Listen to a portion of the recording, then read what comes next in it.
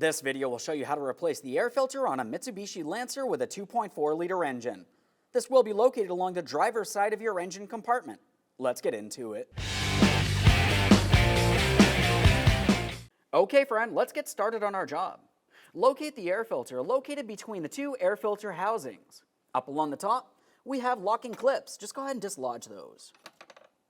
Continuing on, we're going to take this portion and carefully push it towards the engine, just enough that we can slide the air filter up and out of here.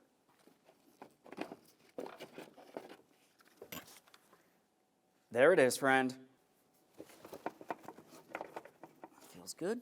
As far as the air filter is concerned, we want to have the filtering unit facing towards the box and the other side facing towards the engine there. We're coming in at an angle. We'll slip this into place.